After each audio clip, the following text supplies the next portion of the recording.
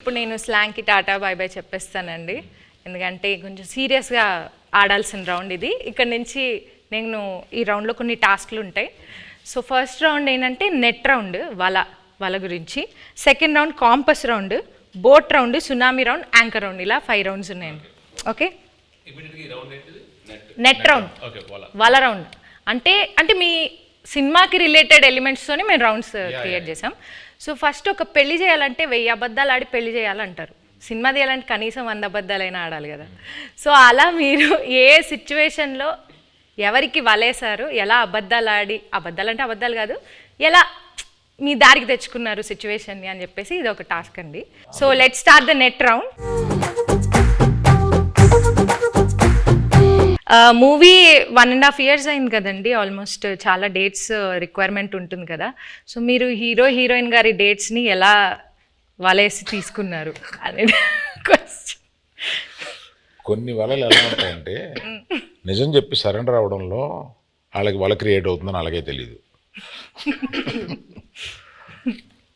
చైతన్య గారి దగ్గరికి వెళ్ళి ఈ సినిమా మామూలుగా మీరు చేసే ఇతర సినిమాలకు కాదు, దీని చాలా టైం పడుద్ది, దీని ఎండ్ డేట్ ఎప్పుడు అని అడగకూడదు, దీనికి గెడ్డం పెంచాలి, మేము చెప్పే వరకు మీరు ఆ గెడ్డం తీయకూడదు, మాకు బేసిక్గా మీ క్యారెక్టర్లో చాలా బాగుంటారు కానీ ఈ 2 కండిషన్లకు మీరు ఒప్పుకుంటారా లేదా అని డౌట్ ఉండి మా వాళ్ళు ఎవరు మాట్లాడకుండా నన్ను ముందుకు తోశారు, అందుకు నేను వచ్చాను మీ దగ్గరికి అని అన్నాను.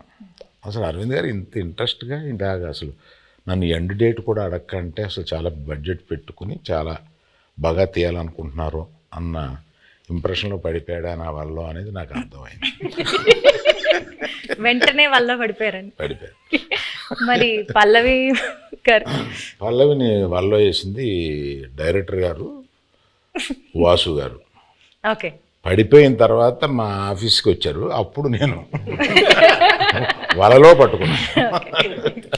హీరోయిన్ గారికి ప్రొడ్యూసర్ గారికి ఎలా ఈ స్టోరీ చెప్పి కన్విన్స్ చేయడానికి ఎలా వలేసారు? అంటే ఇది స్టోరీ నాకు అట్నుంచి వచ్చిందేనండి. ఓకే, స్టోరీ అట్నుంచి వచ్చింది. మేము మల్టిపుల్ స్టోరీస్ గురించి మాట్లాడుకుంటున్నప్పుడు ఈ స్టోరీ బాగుంది అని చెప్పి నేనే అడిగాను. సో అలా వచ్చింది. అండ్ నాకు ఈయనకి చదువు గారికి ఎప్పటి నుంచో లాంగ్ టర్మ్ నుంచి ఉంది, ఇది బాగుంటుంది అని చెప్పి మేము డిస్కస్ చేసుకుని ఎస్ ఇది మేము చేస్తున్నామని వచ్చింది. ఇప్పుడు వాళ్ళ కాన్సెప్ట్ ఏంటంటే సరే అంటే అరవింద్ గారు నాకు చెన్నై పంపించారన్నమాట. ఎయ్యమ్మ వలే ఒక చేపను పెట్టండి, కానీ వలేసిన తర్వాత తెలిసింది అది చేప కాదు తిమింగలం అనండి. పల్లవి గారు మీరు చెప్పలేదు. నాకు వల్ల ఏం లేదు, వల లేదు, అందరికి తెలుసు ఇక్కడ ఉన్న వాళ్ళకి వల్ల ఏం లేదు. వలలోనే ఉన్నాం. So next round boat round అండి.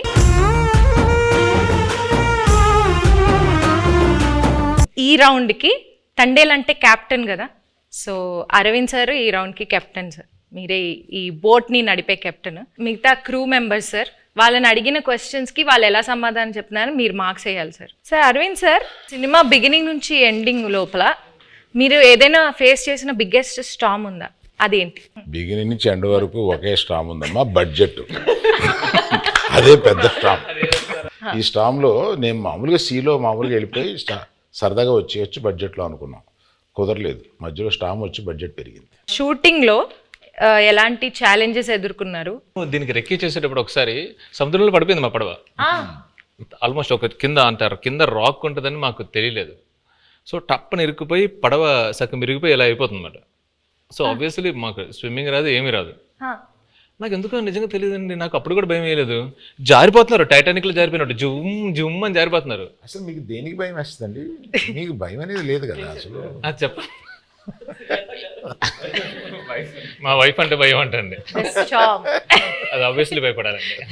సో సాయి పల్లవి గారు, సో మిమ్మల్ని బాగా కష్టపెట్టిన సీన్ కానీ డాన్స్ సీక్వెన్స్ కానీ ఏమైనా ఉందా?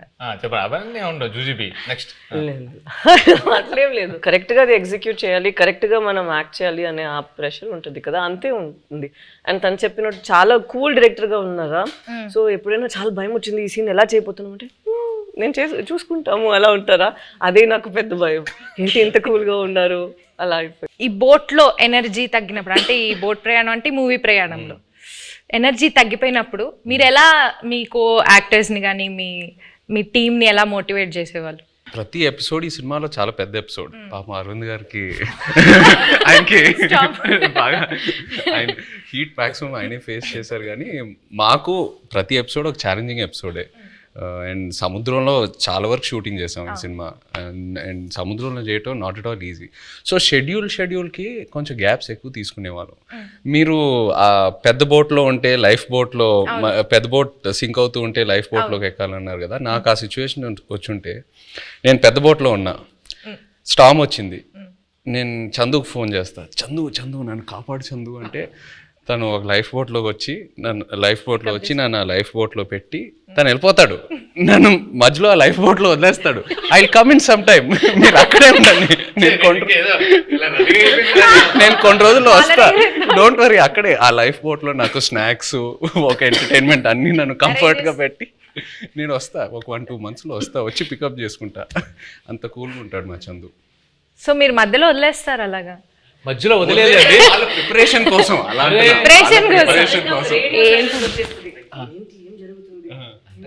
జరుగుతుందా ఏమైనా అలా సడన్ గా ఒక సైలెన్స్ వస్తుంది ఒక 2 monthsకి. దాని తర్వాత మళ్ళీ స్టార్మ్ స్టార్ట్ అవుతుంది. మేము కలెక్ట్ చేసిన ఇన్ఫర్మేషన్తో కానీ మేము రాసుకున్న స్టోరీలో ఇంటర్వెల్ కంప్లీట్ వేరండి.